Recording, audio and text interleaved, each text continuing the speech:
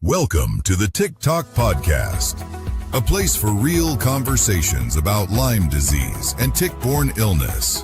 Hosted by Christina Murphy, Lyme advocate, educator, and vice president of the LEAF program. This podcast brings together patients, doctors, researchers, and families, working to change how Lyme is understood, treated, and prevented. These are the stories, the science, and the voices driving awareness forward.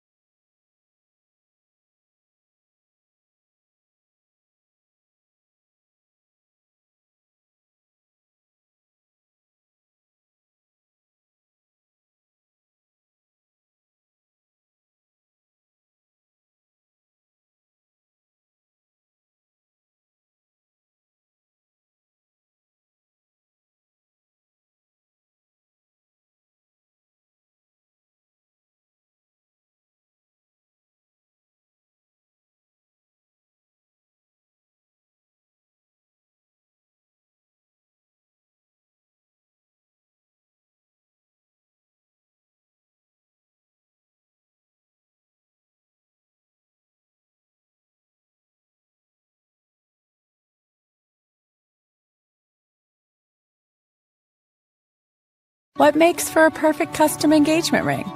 Truly understanding the elements that make a ring that's perfect for you. Custom by Colonial. The Colonial Jewelers box. There's just more in it.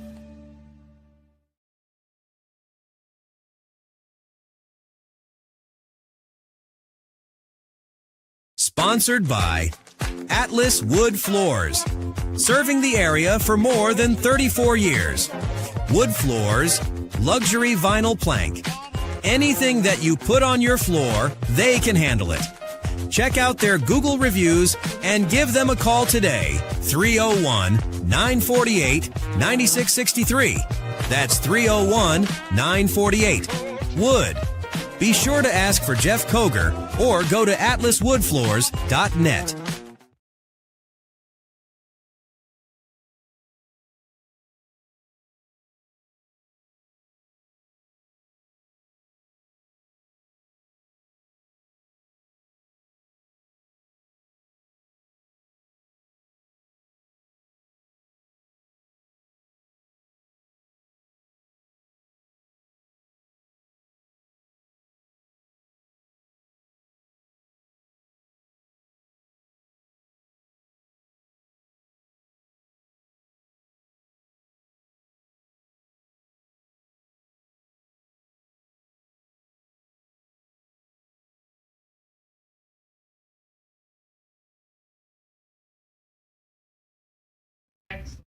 Bringing you guys. Wonderful. Thank you. Okay, we're back. You guys want to start from scratch. Okie dokie. Go ahead. All right. Welcome to Everything Frederick Live. And this is Frederick TikTok with me, Christina Murphy. And today's guest is Rebekah Ontiveros, and we're doing the topic of food choices after a tick bite. So before I begin, I'm going to explain about another infection that can be gotten from a tick called alpha-gal syndrome. Alpha-gal syndrome is a serious, potentially life-threatening allergy that can develop after a tick bite.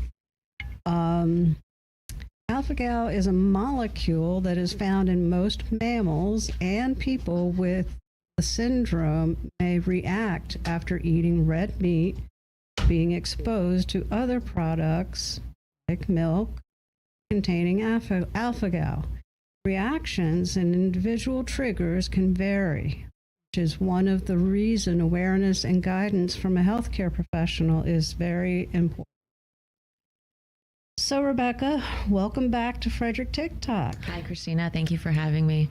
Oh, I'm so happy. For anyone meeting you for the first time, would you tell us a little about yourself and your journey? Absolutely. So my journey actually began in education. I used to be an education director in Northern Virginia for about 10 years before I decided to quit the corporate space and open a bakery with my sister. Yay. So that's probably where Frederick County knows us the most. Sally and I owned Hive Cake Shop out in Brunswick, Maryland, where we were fortunate enough to be invited on Food Network, Holiday Wars, Netflix, and a couple other really cool food guru places. So that's probably where you've seen us. Nowadays, you're going to see me more in the advocacy space, promoting awareness around Lyme disease. Wonderful. I am blessed to have you here. Thank you. You used the phrase bitten, not broken on, oh my goodness. Now I can't remember. On my social media. Yes, I know thank you're Lyme you. brain. It's late in the evening. I'm surprised it didn't happen to me first. Yes, bitten, not broken. I know. So what does that mean to you? To me, so Lyme disease is something that I consider happened to me because it was triggered by a bite, Right. So I was bitten. My life was changed, altered. Things happened to me out of my control, but I don't want those things to break me or to break the trajectory of what I do with my life. Right. Therefore, bitten, not broken. Right. At what point of your illness did you begin realizing that food was going to become a part of your navigation through your health? Absolutely. So when initial testing for Lyme disease came back negative, falsely negative, Right. I got referred to some very, very well-known neurologists here in the area, and they diagnosed me actually with hemiplegic migraine, which is a very rare form of migraine that mimics strokes, which was actually Lyme disease, Right. but masking itself as something more violent, or equally violent, I should say. And so during that time, my neurologist said, hey, we need to start looking at your foods, because with migraines, food is a huge trigger. I was a little resistant to it at first, because since I was young, I've always been an elite athlete with soccer. And so I have always had a very good understanding that food is fuel. It fuels you on the field. If I wanted to perform on the field, I knew exactly what I needed to put in my body, and when I needed to be putting that into my body. So when nutrition came up, I'm thinking, wow, I understand what I'm putting into my body, but obviously there's room for improvement. So we looked at it. We started tracking everything. We cut gluten. We cut everything down to basic foods. And we really couldn't find a trigger. But something kept coming back to, my body's not processing this. Slowly, my metabolism kept slowing down, and it just kept slowly becoming a problem. I kept gaining weight despite running marathons, half marathons, being involved in CrossFit. Right. The caloric intake itself just was not adding up. For anyone who's ever tried to lose weight, and I think that's the majority of the world, Right. You understand, a basic caloric deficit is going to eventually add up if you're eating correct and doing things in a safe way. Right. They weren't doing that. And with specialists after specialists, we knew exactly what was going into my body. We knew exactly how I was performing in the gym, and it couldn't budge. And that's really when we were there's something with the nutrition aspect that is not adding up, because your body should be able to do this. This is a basic function you're born with doing, and when that process is failing, you're sick. Right. Right. Okay. So when it suddenly becomes complicated, when someone is already dealing with Lyme disease and another tick condition, changing the way you eat can feel overwhelming. So was that transition like that for you? I would say I'm going to look at it from the perspective as a family. For myself, I was interested in learning, maybe this is the key. If I can find, if it really is something as simple as a food in my mind, as something as simple as a food, because in that time, you have to consider the perspective. Right. I was getting migraines that were literally causing paralysis in my face. I was drooling because I could not control the muscles in my face. That's dreadful. And it's dreadful. And they're to the point where if anyone saw me who didn't understand what I was going through, they are going to call 911 because they think you're having a stroke. Exactly. And so in perspective, I say it didn't seem that bad having to do food elimination. But I think for anyone who's ever had to go through a food elimination process, it's daunting, especially when you love things like ice cream and donuts and so forth. Oh, my, yes, chocolate. Oh, We all have those. We are all going to have those. And when you have to understand that could be something, but I looked at it, if there's one thing on a planet I could give up that doesn't make me like this, sure, I'm going to try it. right. So I was willing to do it, but it just became, it was an easy thing for me to do. But when I was trying to educate my family, what was gluten? Because this was probably 15, 16 years ago. The gluten-free world was much different than it was or is today. There's a gluten-free aisle in Wegmans. Oh, my gracious. Which is a fantastic aisle. Thank you, Wegmans. Can I put that plug in there? Thank you for having a nice variety. Thank you, Wegmans. Yes. Because 10, 15 years ago, it was very difficult to find something that was truly safely processed as a gluten-free product. Right. Or that didn't taste like the lawn, cardboard, so bad that it's hard to even palate. And let me put in there that as an older woman, that the options we have now from when I had to start looking, oh my goodness. I cannot imagine. I cannot imagine having any sort of food allergy 25, 30 years ago. Having it now, there's just an overwhelming sense of, there's better education, I'll say today, than there was back then. And I think, of course, better education with all things, with better education comes better assistance. Right. So where did you begin? How did you start eliminating the foods? The neurologist wanted to start with gluten products. She was very concerned, like, you have celiac or something. And I said, okay, fine. I've never actually tried to eliminate gluten. Let's do it. I had some good things come from eliminating the gluten diet. I had a little bit less brain fog. My skin started to clear up because you're eating less processed foods. Because back then, with the limitation of it, you naturally gravitate towards whole foods, which anyone is going to do really well on when you have basic ingredients or a simple ingredient lifestyle. But at the time, it was just gluten. And my family comes from, we're Latino, so you grow up on corn. Corn is gluten-free. Hold on, let me retract that. But you grow up on, I like flour tortillas. I'm probably the only person in my family who loves flour tortillas. And so for me, that was a big thing because you're starting to look at cultural habits when you start to change the way that you eat. And that became difficult at family times, where I had to start explaining to my family, like, okay, if you really want to support me, I'm not eating this to offend you. I'm not eating this because my doctor is trying to help me. And that was tough. Right.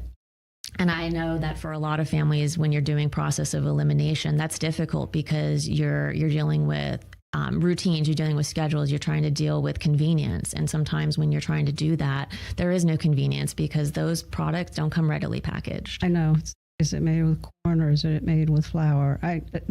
Every time. And then you also have to get into, where is it processed? And when you get into things like alpha-gal, that is a huge thing where you have to take into consideration, how is my food being processed? Who's touching it from A to B? And that's really what the journey of understanding the processing of food is. Exactly. What's touching it along the way. I think what helped me also was in early childhood education, there's a focus on nutrition that I think is not elsewhere in other parts of education because you have these children sometimes for 12 hours a day. And especially in the DC metro region where everyone is a contractor, everyone is important to the federal government. We all have, I think, this sense of self-importance. So sometimes our children are in the charge of other people for morning, noon, and night. And that makes us responsible for their nutrition as well. So it's not just peanut allergies. It's not just peanut allergies. There's soy. There's so many other things. And I, as the education director in charge of hundreds of children at any given amount of time for hours at a time, you had to have an intrinsic understanding of allergies and what foods could trigger those allergies. Exactly. So I think that helped me in the greater scheme of things because I could easily navigate this conversation with doctors because that was my job. Is helping small children stay alive during the course of the day. But also because I worked sort of in reverse. When you're in early childhood education, you work on introducing foods because children are eating foods for the first time. So you have to also understand that anytime you're introducing a food or a child is bringing in a snack from home, that food can trigger anaphylaxis. Correct. Which is the same thing that a lot of families who have the misfortune of having to deal with alpha-gal understand. Anaphylaxis is something that you can go through as a symptom of having alpha-gal. And that is a game changer. When you have to deal with an allergy that triggers anaphylaxis, your entire life changes. Well, also, one of the first symptom is vertigo. And you have to explain to the teachers, if you see this person starting to act like vertigo, you better check their food. Well, that too. And I think what's interesting is we read things like, first of all, don't get medical advice from WebMD, contact your doctor. But, we as adults, we read things like that say, when you start to feel disoriented, when you start to feel that, brain fog. But when you're a 3-year-old, how do you explain that? You're going to say, I don't feel good, or my tummy is tingly, or my arm is tingly. And so you're dealing with a population that doesn't necessarily have the vocabulary to explain what's going on to them in an emergency situation. So you really do have to have an understanding of food in ways that go beyond just a regular, hi, we're here to learn 1 + 1 is 2. these are things that, again, I think we talked on the last show, like sometimes teachers and educators don't always get credit for the things we do have to learn. Right. But a lot of that is nutrition, and a lot of it is the science and mechanics behind it. Well, it's also recognition of physical reactions, not just the emotional, but the biological, physical reactions to whatever is in the environment. Absolutely. So that just jogged a memory when, because we would have infants in our care. And it's not uncommon. And I think any parent who's ever formula fed their child, sometimes you have to buy what's on sale, or sometimes you buy the new brand that looks like it's even better than the last one because you want to give your child the best food on the market. But when you have a child with food allergies, you know, or if you don't have a child with food allergies, you take that for granted. So we had a child who switched formulas, but mom and dad, you know, big meetings the next morning, huge rush. It seemed the same thing. Didn't think twice. Right. I think it was around noon. Teacher went to feed the baby, and the baby starts turning blue. Instantaneously, I hear screams from the classroom, and the infant classroom was right next to my office, you know, for practical reasons. But, and thankfully for that day that it was, I just heard this bone-chilling scream, and I run into the room, and the teachers, you know, nothing prepares you for something like that. Right. And when they're an infant, you have a very, very small pathway in which to react. And so I'm fortunate in Virginia, where I was at the time, they put a lot of focus on medical training for admin. Right. And in that moment, I was able to react in time and did, you know, my training kicked in. Emergency EMS eventually gets there, and they say to me, you know, thank you for remaining calm in a situation like this, because had you not acted, this child would not be here. Right. And I don't mean to say that to be like, wow, I saved this person. I rarely actually think about it. It's more of to show this is how serious this can be when you have children who cannot vocalize for themselves. Correct. And so when you have something like alpha-gal, where a child may not even know they're getting bit by a tick. Correct. You know, they're out in the woods, they may scratch it off themselves and never tell mom and dad. So you could never know. Right. That's the truth. That's the truth. All right, let's move to sugar. I know sugar all too well. I'm a sugar artist, so here we go. Yes, here you go. I know. What do you want to know about sugar, Christina?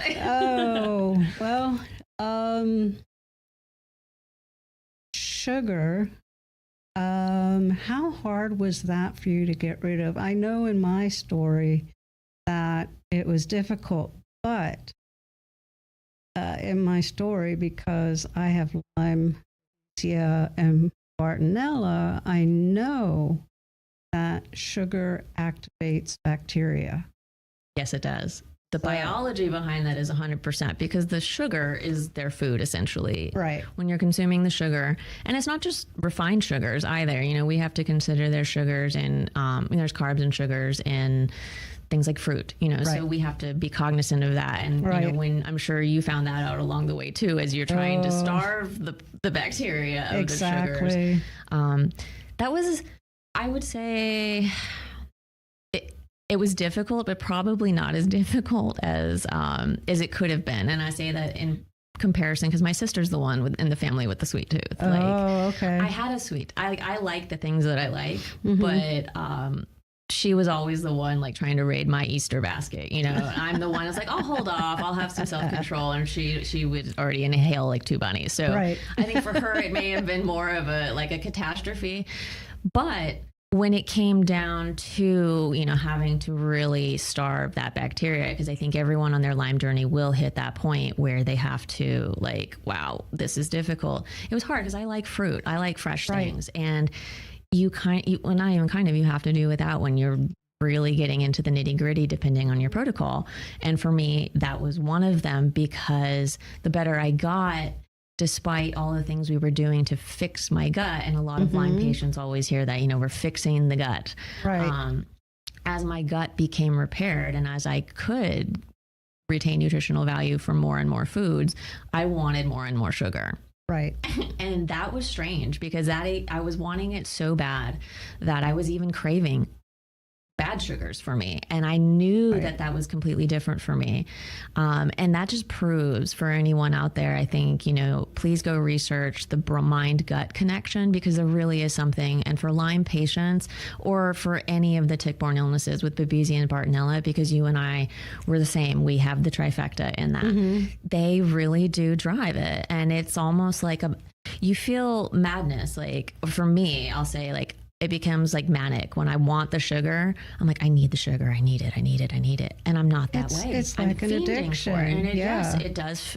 Well, I don't ever pretend. I don't ever want to walk in someone's shoes. So anyone dealing with addiction, I don't ever want to say that. But I would imagine that that's what it would feel like, because I don't have those cravings, and but it's beyond a craving. It's not just like, oh, McDonald's might sound great. No, but it's the bacteria driving you to go get sugar. It is. And it's like a voice in your head, and it's like the bacteria voice, like driving you, go feed me, feed me, feed me, Seymour. I know. Oh yeah.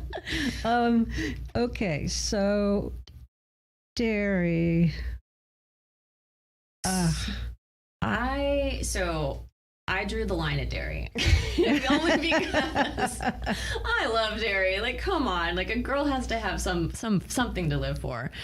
That being said, I knew that if I was going to take on dairy, because I did have lactose intolerance. Right. And that's something that runs in my family. That being said, I researched a lot of how else could I support the gut healing that we were doing in conjunction with my Lyme literate doctor. Right. And at the time I was going I was being support staff for some CrossFit events. And so that was great, because you get to meet a lot of nutritional up and coming supplement companies. Right. And so I met some companies, and this was probably like 5-6 years ago, that were coming out in the organ meat supplements. And I was reading up about hormones and how it was helping with gut and nutrition, that and colostrum.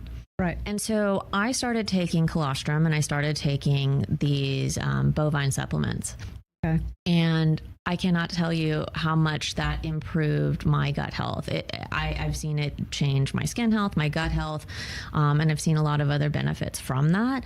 But the colostrum itself really helped me get to the point where I could tolerate dairy, and not just tolerate it, enjoy it. Right. And without getting into the scientifics, I encourage anyone, go look up colostrum, go look up what it is. There's differences.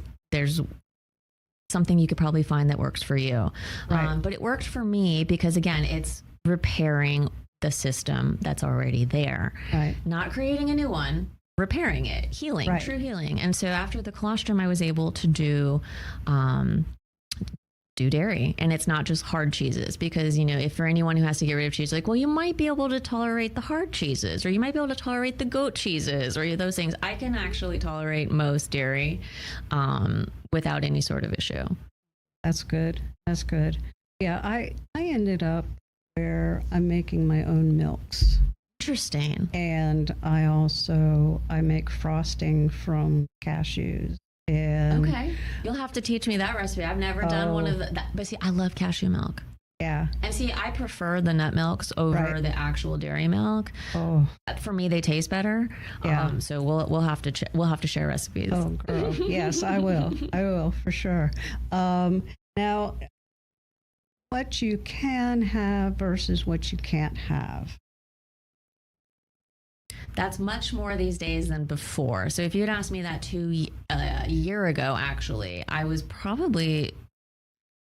There's a post on my Instagram, and it says like, cool story, bro. Have you had to learn something along the lines like, did you have to learn to eat and breathe again? And after my medical emergency, those are true things that had to happen. So I truly had to teach myself how to eat. When I say that, was because I was not physically strong enough to eat. So a year ago, I was really just consuming soups, because that's really all I had the strength was just to swallow a liquid. Even just chewing food would put me to sleep at the table. My mom was concerned. She's like, she's just not eating enough. Like, do we need to put her like a tube? Is she's not eating. Right. And so my doctor, he actually has in his office a nutritionist.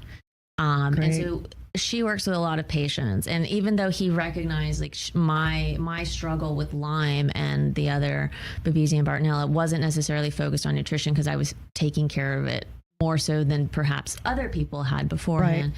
But he made this recommendation, and I cannot wait to share it with you. It was basically this microbiome veggie mash that literally anyone can do. So you go to the grocery store, and here in Frederick County, I love to go to H Mart. Because the veggies are very fresh. They're very affordable. So I like to go there. But another reason was he mentioned it's important to get vegetables that you don't normally eat. Exactly. Yes. And I'm thinking that's brilliant because I eat vegetables, but I consistently eat the same ones because those are my favorite. You know, carrots, lettuce, things that are heavily farmed. Yes. But when you go to H Mart, you're seeing all of these great exotic fruits, veggies, everything. Things from overseas that are being important that I have never eaten. And even as a foodie myself, great. This is also fun. So I go there. You get about anywhere from 10 to 15 to 20 different vegetables. 3 or 5 leafy greens, a couple mushrooms, things you can't pronounce, whatever. Put it in there. You blend it up and you make a mash, and it looks like minced stuff. And you're like, oh my gosh, that. I won't presume to say what you're going to say. I'll tell you exactly what I said. There's no way I'm eating that. Oh my gosh. I'm eating some craziness, but not that. You don't taste the vegetable that you think you're going to taste. The preconceived notion that I was like, oh, that's going to be terrible. And I'm going to say that for me, it was mushrooms. I was never a mushroom fan. It's a texture, consistency kind of thing for me. But now I love mushrooms because I fixed my gut. Adding in a tablespoon of this into the soup broth not only made the soup better, but I started to get the micronutrients into my gut, and it started to heal it. That made me feel so good. And it was something that we could actually track with my doctor from start to finish. Like once we were using this, wow, Rebekah actually improved. So for that is a very affordable way, and you can freeze it. I have frozen packs, so like I just go break off a chunk, throw it in my little soup stock, and there is my microbiome fix. And it's fresh. It's wonderful. I cannot thank him enough, and that has been a game changer. Okay. Now that we know that we can have this microgreens mash, we're going to go to a commercial so that she and I can exchange recipes. So enjoy the commercials, and we'll be right back. Sponsored by A&S Construction is a local and award-winning woman and minority-owned business located right here in Frederick, servicing Frederick County and surrounding areas. A&S Construction specialize in roofing and siding, windows and gutters, and they can even build you a new patio or deck. Call 301-703-2157 or email info@ansconstruction.net. You can get $750 off any roof or siding replacement or $50 off any roof repairs. Just tell Sandra that Danny sent you.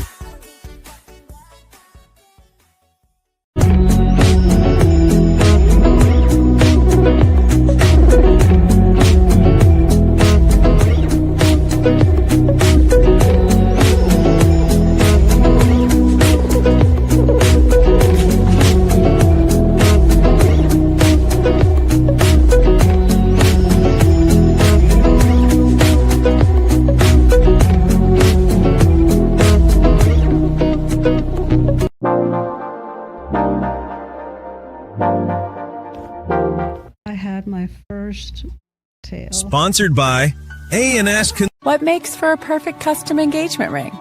Truly understanding the elements that make a ring that's perfect for you. We're back. What makes for a perfect custom engagement ring? Truly understanding the elements that make a ring that's perfect for you. Custom by Colonial. The Colonial Jewelers box. There's just more in it. All right, we're good to go. All right, so we will stop talking mocktails and we will ask, what have you learned about reading ingredient labels? Are there ingredients or unexpected sources that people might have to Yes. Yeah. Oh my gosh. I have been reading labels. Well, actually, I need to thank my mom, because my mom, when you are a kid, you're not necessarily making all your nutritional choices for yourself. So she really taught my sister and I how to read labels. And then when you're in the food industry, you read labels. Something in the food industry people might not understand is that you're not just, having fun for baking. You do have to there's a lot of regulation in it, and there's good reason. So I am Serve Safe. I'm a Serve Safe manager. I could walk into any kitchen and run it. I know how all the protocols should work. So you do understand reading labels when you get into positions like that, but you get into reading labels when you're managing kids in small environments and they have allergies as well. I would probably say the thing that is one of the things that I still struggle with making sure is not in my stuff are the like the emulsifiers, Right. and the gums, things like guar gum, and some of the other ones that I probably would butcher if I tried to say them now. But the gums, and these are the things that make our food shelf stable. Right. And so earlier I was talking about raw foods, whole foods. In something my great grandmother used to say, she was like, if you can't pronounce it, it's probably not great for you. Right. And she always believed in like single ingredient things. So like a potato's a potato. I know what's in this potato. Right. But when you start looking at these ingredients, they start to be like a couple inches long on the back of that food thing. That's when you really need to start looking, like, what is in that? Those are the preservatives. If it starts sounding sciencey, really consider what you're putting into your body. Right. I made a rule at home. It has more than 4 ingredients, don't. That's a good rule. And that's probably a really good one for families. 4 ingredients. Yeah. Yeah. And if sugar is one of those top ingredients, it's a no-no. Don't. So like, don't go get Please Kool-Aid don't. or something. And that's 2 ingredients. It's water and Kool-Aid. I know. No. My goodness. No, Don't. that is No. not what we're saying. No. Oh, we're having too much fun. Everybody, it's true. I mean, you need to read these. You need clean foods. There's a list put out by the that I can't remember the website. Anyways, there's the 12. It's a list. Top 12 clean foods list, and USDA, I believe. I think it might be USDA. Yeah. Yeah. So if you get that list, then you'll know the top clean for that year. And I print that list out every year. So look up your foods. Definitely look up foods.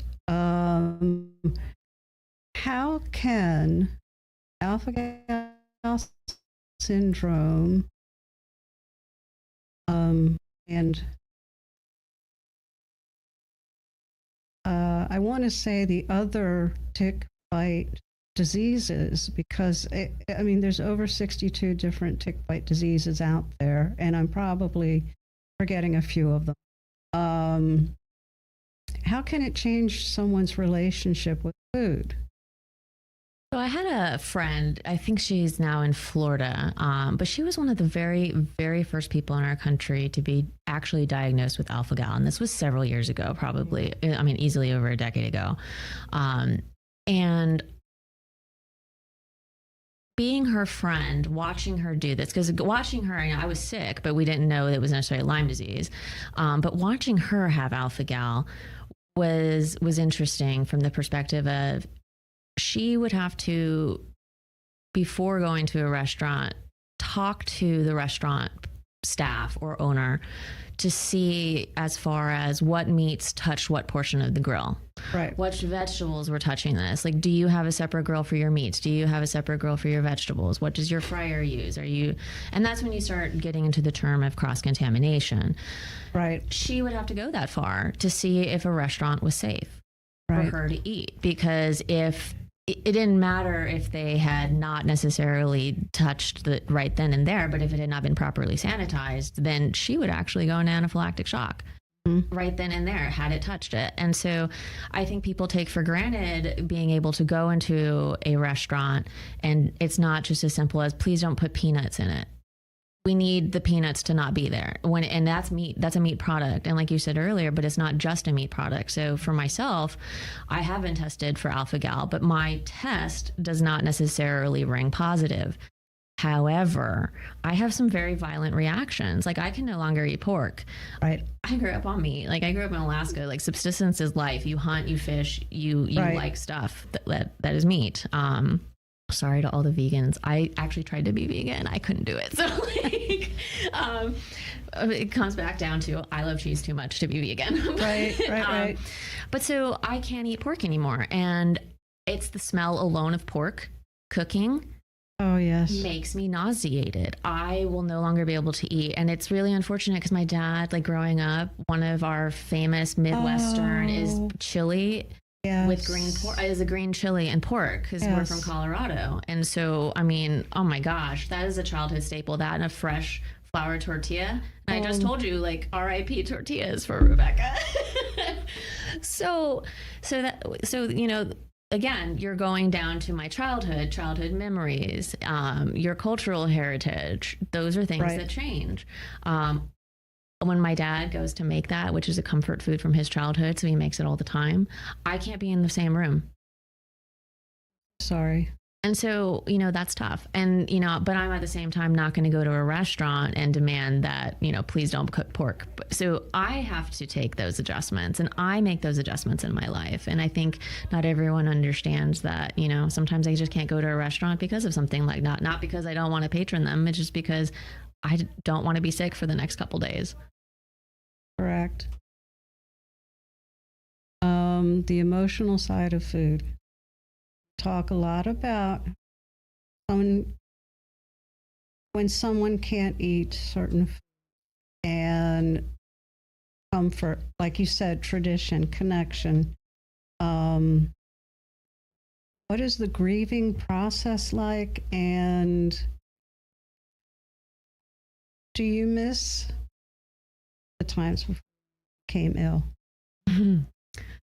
Oh, those are good questions. So when Sally and I opened the Hive, we wanted it to be a place of community. And that's something that we always have said in all of our interviews going back to the very beginning. And for us, that's because food is community. Food was always, you know, you're sharing food when you're sharing stories around your family table. Those were always the memories that we had as kids. And even when we traveled, we were fortunate to be able to do some world travel.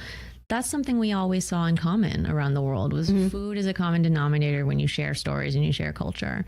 You know, we all have stories with our grandparents. We have stories of we made this with our friends. That's how it changes. And so after the Hive, you know, that was something that we wanted. That was part of the magic. We wanted everyone to experience what we had through our food. And we wanted people to experience the world through our eyes, through food.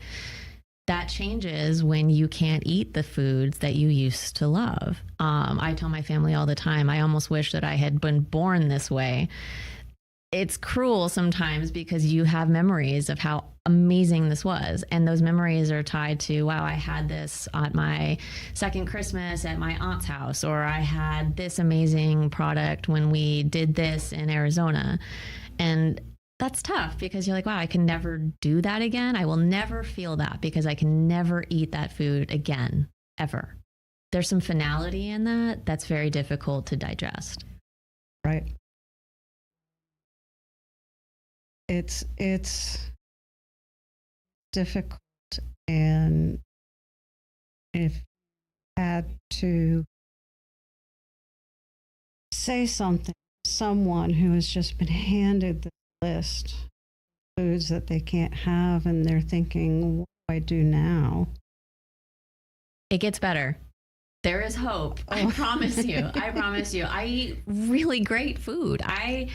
Most people would never guess that I have the dietary restrictions that I do. Right.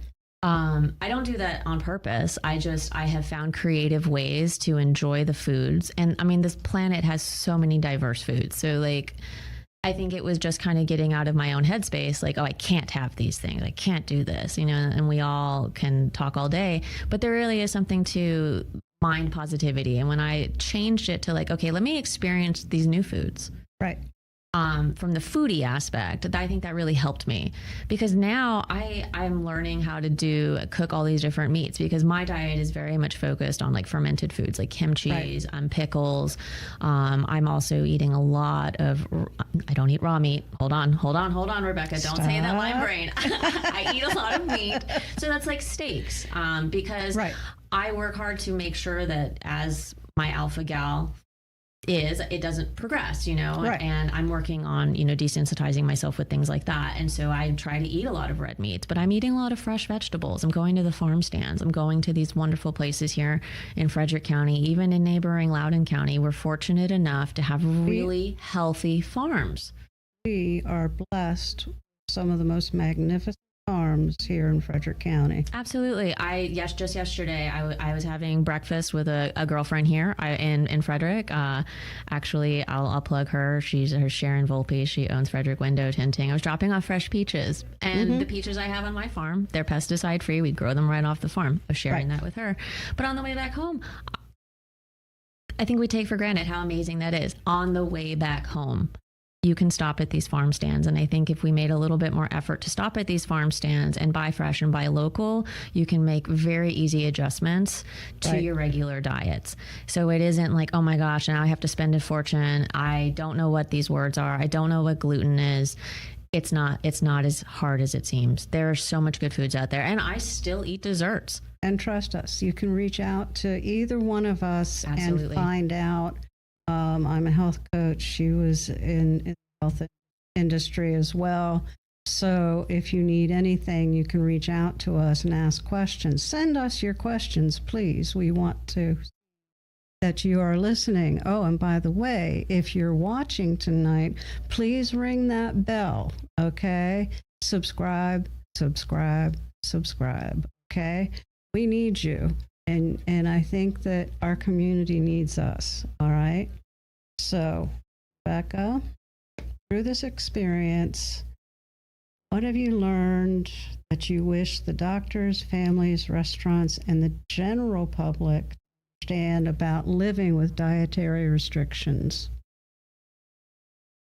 Dietary restrictions are something that really change the framework of how you hit every day going. Like how when my toes hit the ground, you really are thinking, what's my next food decision?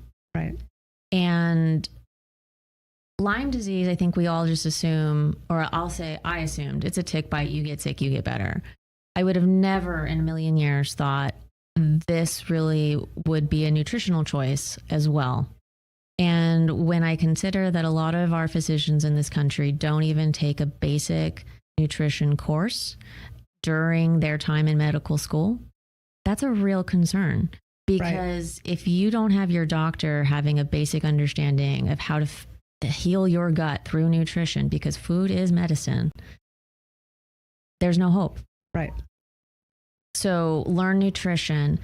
Learn these things, start reading labels. You can make very, very easy adjustments without overhauling your diet and having to, convince your significant other to get on board with something like this. It can be done, and you can do this. Even if you don't have Lyme disease, you can make a very small adjustment and fix your diet. It's going to be something that everyone can win from. Absolutely.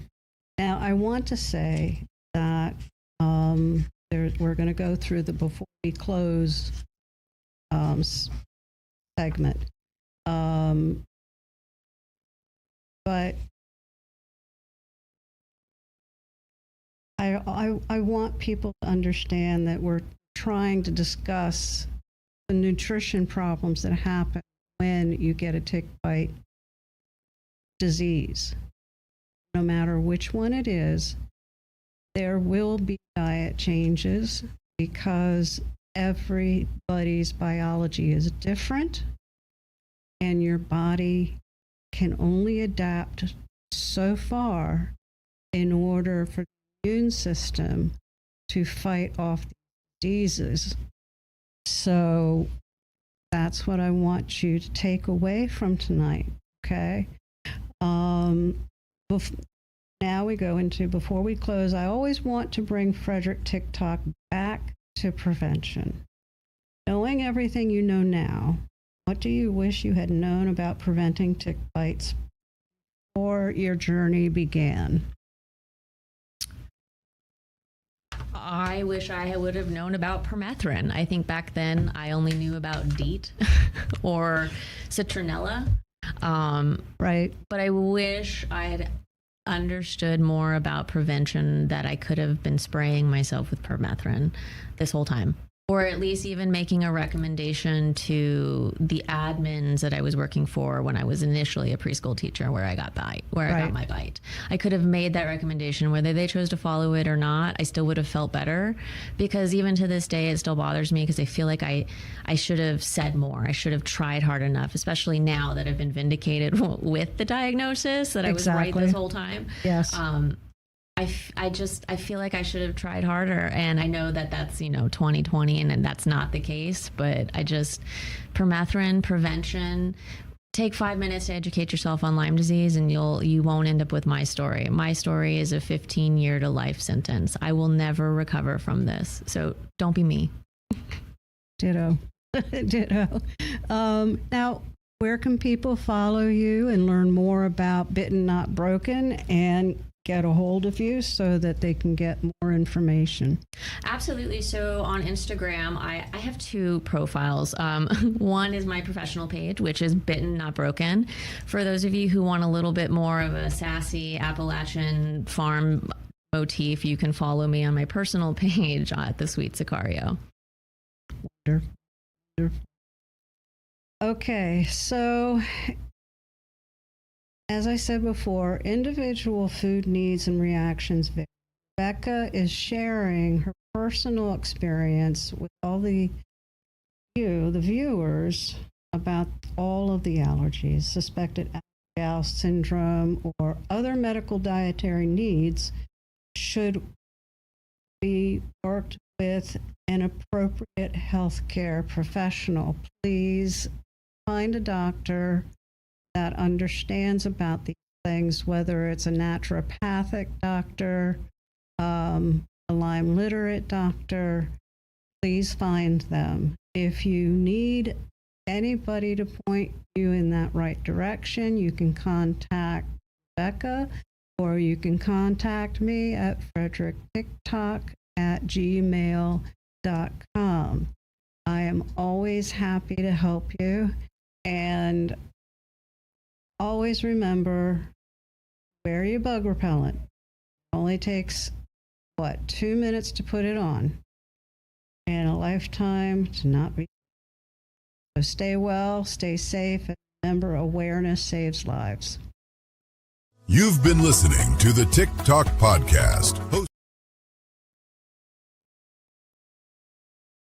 You've been listening to the TikTok Podcast, hosted by Christina Murphy.